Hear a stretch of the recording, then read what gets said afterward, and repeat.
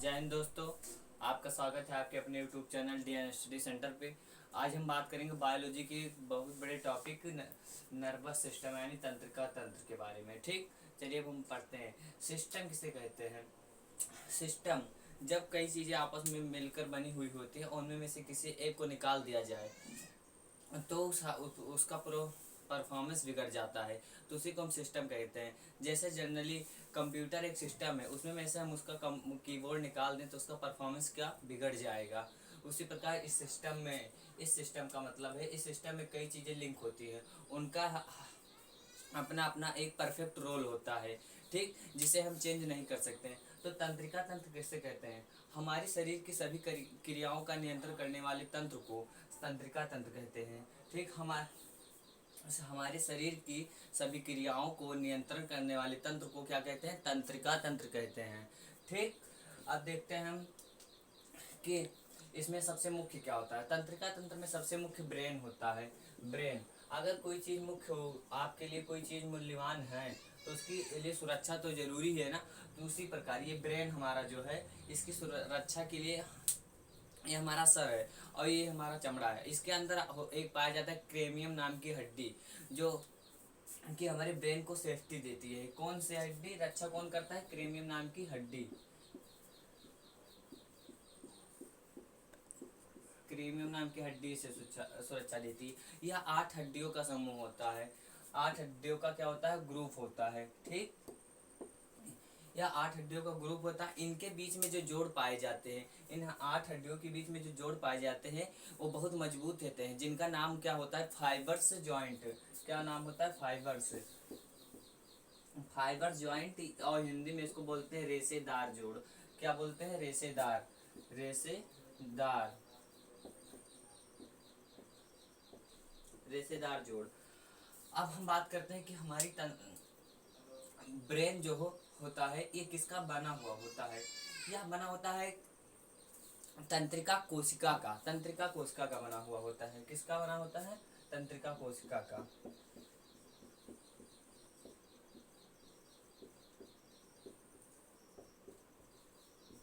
देखिए, हमारे ब्रेन को रक्षा जो देता है वो क्रीमियम नाम की हड्डी। इसके अंदर क्या पाया जाएगा? हमारा ब्रेन।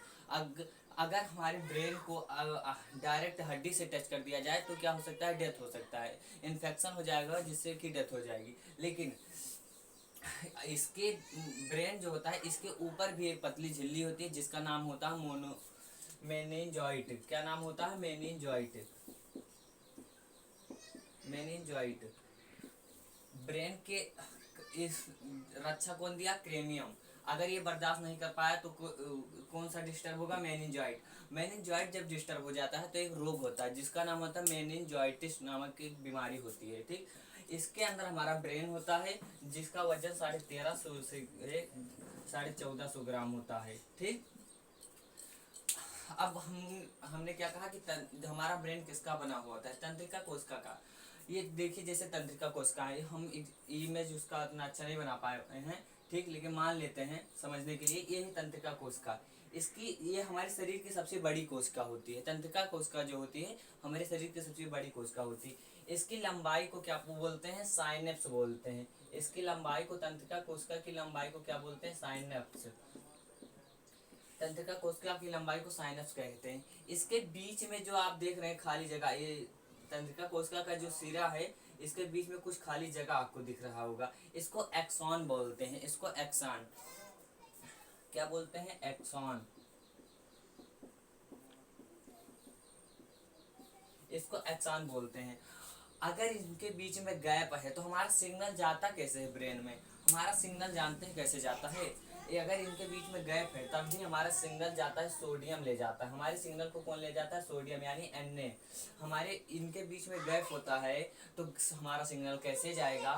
तो हमारा सिग्नल जो जाता है सोडियम के द्वारा जाता है, Na के द्वारा। ठीक, कभी कभी गर्मी में चक्कर चक्कर आ जाता है और देखते होंगे आप बेहोश भी हो जाते हैं। तो ज़्यादा गर्मी होने से पसीना बहता है और पसीने में के साथ हमारा सोडियम भी बाहर आ जाता है, उसकी वजह से हमें चक्कर आ जाता है और इतनी कंडीशन आ जाती है कि हम बेहोश भी हो जाते हैं। ठीक, तो हमें क्या दिया जाता है, एक गिलास पानी, उसमें चीनी घोल के दिया जाता है तो वो ग्लूकोज बन जाता है। उसी में एक चम्मच डाल दिया जाता है नमक, जिससे कि हमें सोडियम भी मिल जाता है। ठीक, अब हम बात करते हैं कि तंत्रिका कोशिका क्या होती है। तंत्रिका कोशिका जो होती है हमारे शरीर की सबसे लंबी कोशिका होती है। इसमें कोशिका विभाजन नहीं होता है। कोशिका विभाजन नहीं होता है मतलब इसमें पुनर्निर्माण नहीं किया जा सकता, कि अगर हमें इसमें चोट लग गई तो हमारी इसमें ये अपने आप से ठीक नहीं हो सकता, हमारी डेथ भी हो सकती है। ठीक, इसमें कोशिका विभाजन नहीं होता, इसलिए हमें हमारी क्या हो सकती है, डेथ भी हो सकती है। ठीक, इसीलिए पुलिस क्या बोलती है, शरीर का कोई अंग ठीक रहे चाहे ना रहे, लेकिन हेलमेट लगाओ, क्योंकि ये इसमें कोशिका विभाजन नहीं होता हमारे दिमाग में, इसलिए हेलमेट लगाना बहुत ज़्यादा जरूरी होता है। और आप लोगों से निवेदन है कि आप लोग बाइक चलाते समय हेलमेट जरूर लगाएं। ठीक, अगर इसमें चोट लग गया तो हमें सीधा कैंसर हो जाएगा, ब्रेन कैंसर का नाम आप सुने होंगे। तो हमने क्या कहा, तंत्रिका कोशिका का ब्रेन हमारा बना हुआ होता है। तंत्रिका कोशिका में कोशिका विभाजन क्यों नहीं होता, रिकंस्ट्रक्शन क्यों नहीं होता, क्योंकि इसमें सेंट्रोसोन नहीं पाया जाता। जिसमें सेंट्रोसोन पाया जाएगा तो इसमें सेंट्रोसोन नहीं पाया जाता, इसलिए इसमें क्या होता है, कोशिका विभाजन नहीं होता।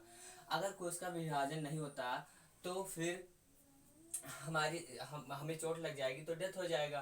ठीक, लेकिन हम कह रहे हैं एक तरह की इसमें एक किसका बना हुआ होता है, तंत्रिका कोशिका का, और इसमें सेंट्रोसोन नहीं पाया जाता, इसमें कोशिका विभाजन नहीं होता। लेकिन इसका 90% भाग ही तंत्रिका कोशिका यानी न्यूरॉन सेल का बना हुआ होता है। किसका, न्यूरॉन सेल का, न्यूरॉन सेल का बना हुआ होता है। बाकी जो होता है 10% और न्यूरॉन गिलियल का बना होता है, जिसमें जिसमें क्या होता है, सेंट्रोसोन पाया जाता है, और उसके वजह से क्या होता है, कोशिका विभाजन होता है, उसमें कोशिका विभाजन होता है। 10% किसका बना हुआ होता है, न्यूरॉन गिलियल का, न्यूरॉन गिलियल का बना हुआ होता है।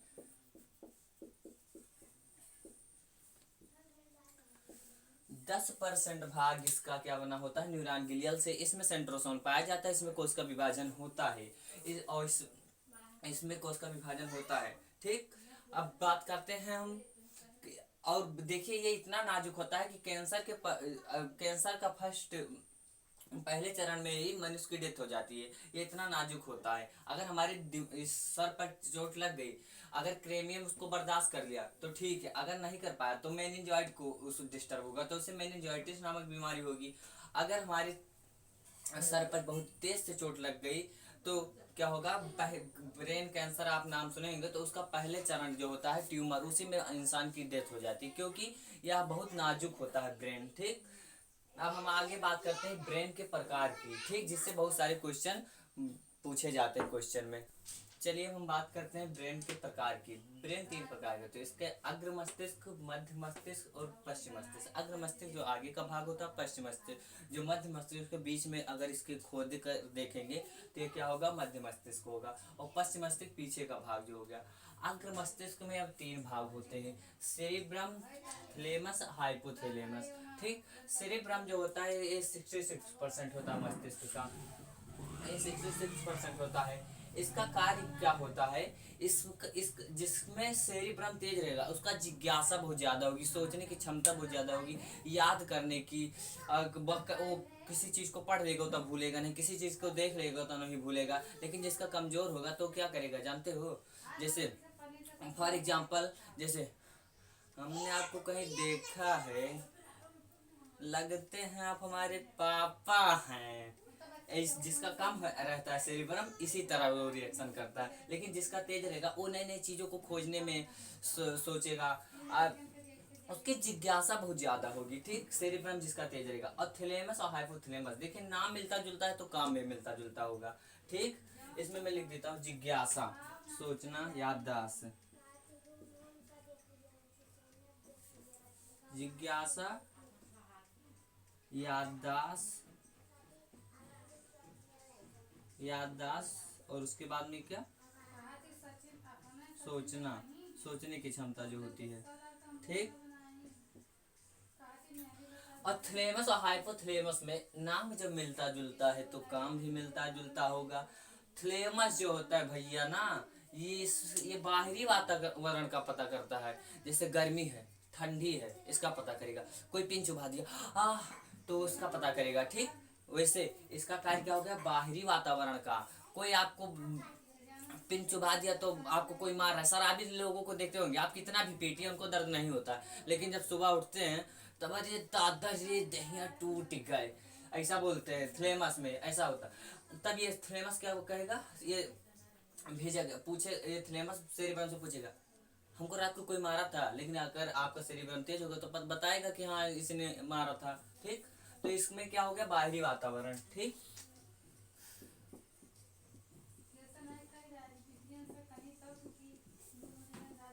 बाहरी वातावरण।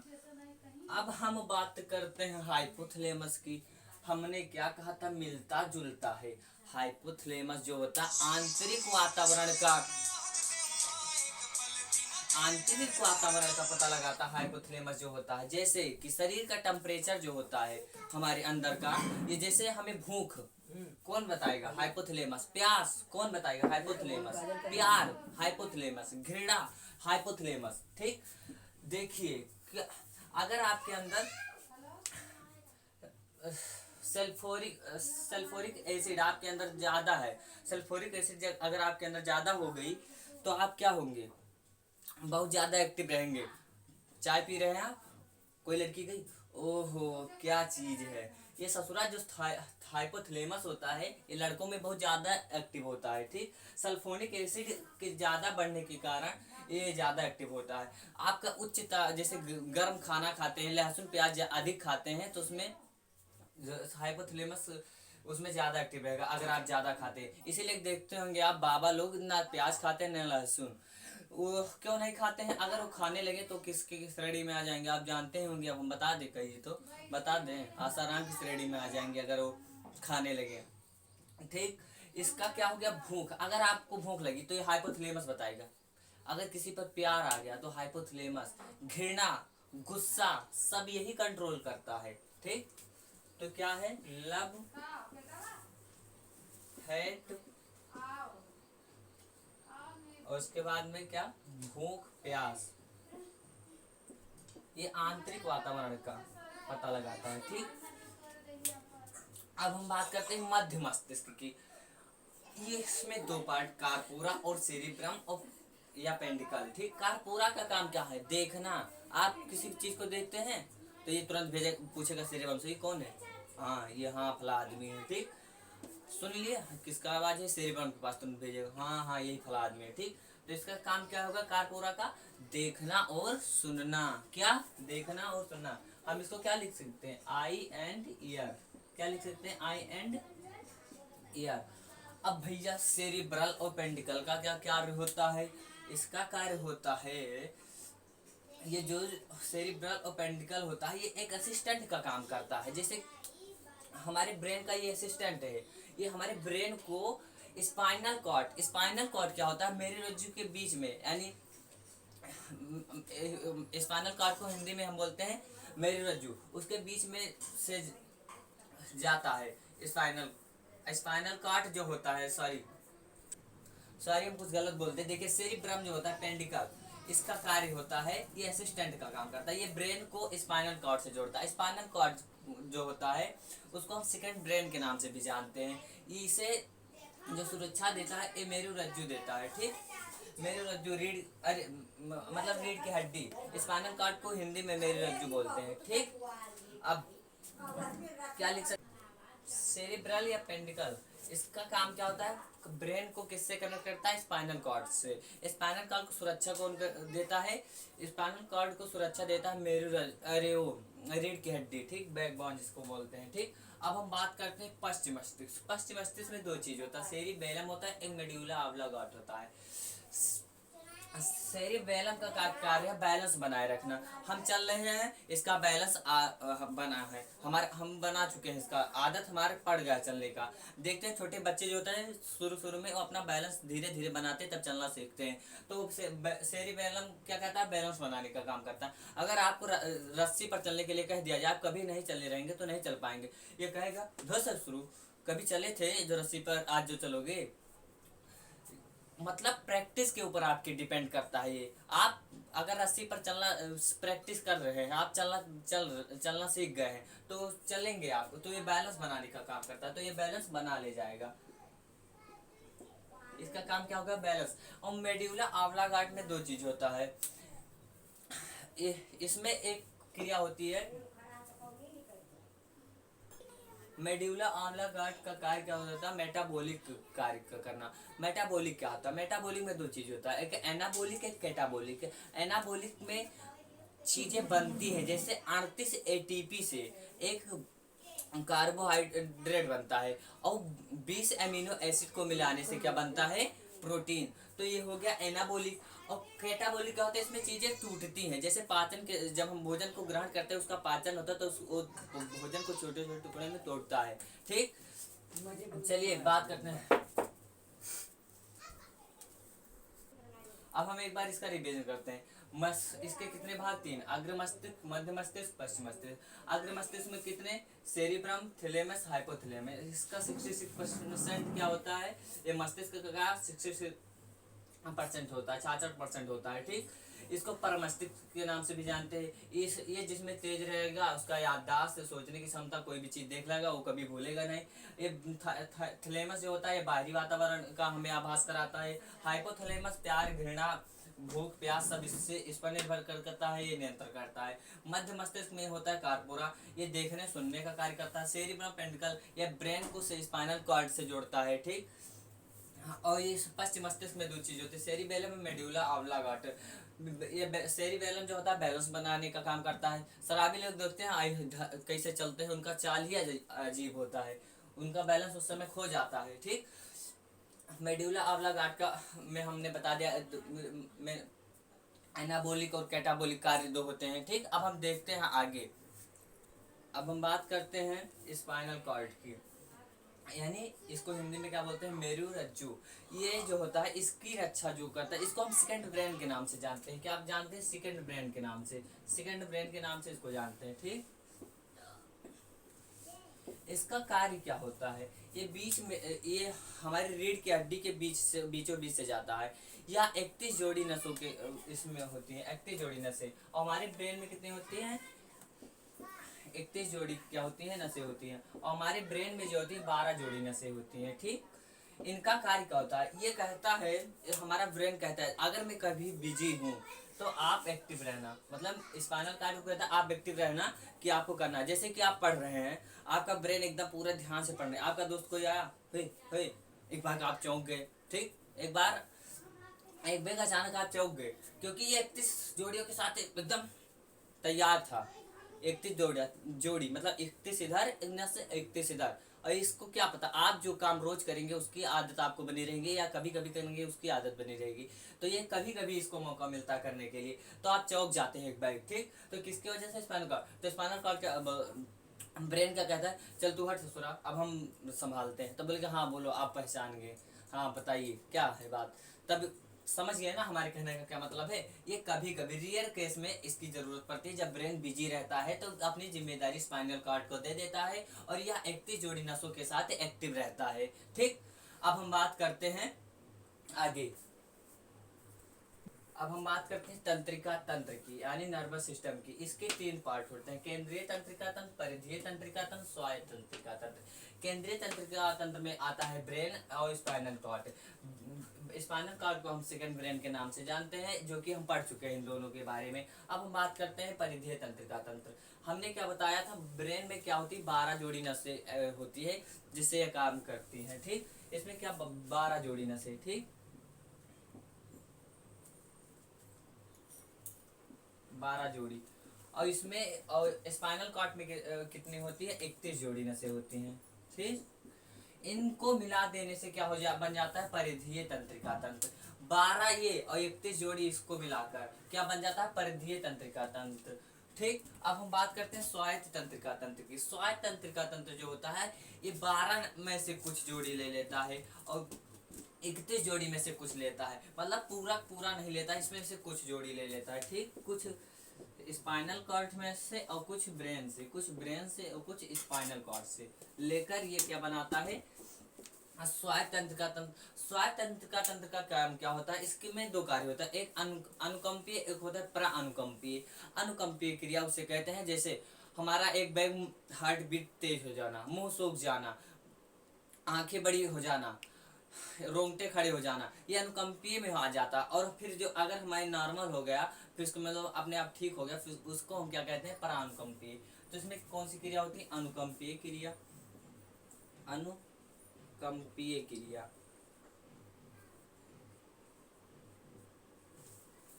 अनुकंपीय क्रिया। और दूसरा क्या है, परानुकंपीय। परा अनु लिखे हैं जो परानुकंपीय क्रिया। अब हम उदाहरण देते हैं, अब आप ऐसे नहीं समझेंगे अनुकंपीय क्रिया परानुकंपीय क्रिया। जैसे शादी ब्याह का माहौल है, आप कहीं गए अकेले छत पर खड़े हो गए, सब लोग अगला अपना मौज कर रहे हैं, आप अकेले गए छत पर खड़े हो गए और आपको डर लग रहा है, आप छम छम की आवाज़ सुन रहे हैं और फिर आपको लग रहा है कोई पीछे से आ रहा है और आपके रोंगटे खड़े हो गए हैं, आंख बड़ी हो गई, हार्ट बीट तेज हो गया है और फिर आप उसको देख रहे हो, सफ़ेद कपड़ा पहने हुए आपकी तरफ आ रहा है, झम झम की आवाज़ है और आप देखें उसको, अरे ससुर ये तो मेरी वाली है, ओह आज मेकअप नहीं की है, चलो अच्छा, फिर आपका सब सारा चीज़ नॉर्मल हो गया, ठीक। फिर अगर आप पेशाब वसाब नहीं किए हैं तो फिर तो चले जाएंगे, अगर कर दिए तो कहेंगे अच्छा चलो अभी हम आते हैं, ठीक। यही होती है अनुकंपीय और प्रानुकंपीय क्रिया। अनुकंपीय क्रिया जो होती है, जैसे रोंगटे खड़े हो जाना, ये सब जब हमारा नॉर्मल हो जाता है तो उसे हम परा अनुकंपीय क्रिया कहते हैं। अब आपका ये बहुत बड़ा टॉपिक था, हमने इसको समझा दिया, आपको कैसा लगा ये कमेंट बॉक्स में लिखिए जरूर, ठीक। जी धन्यवाद।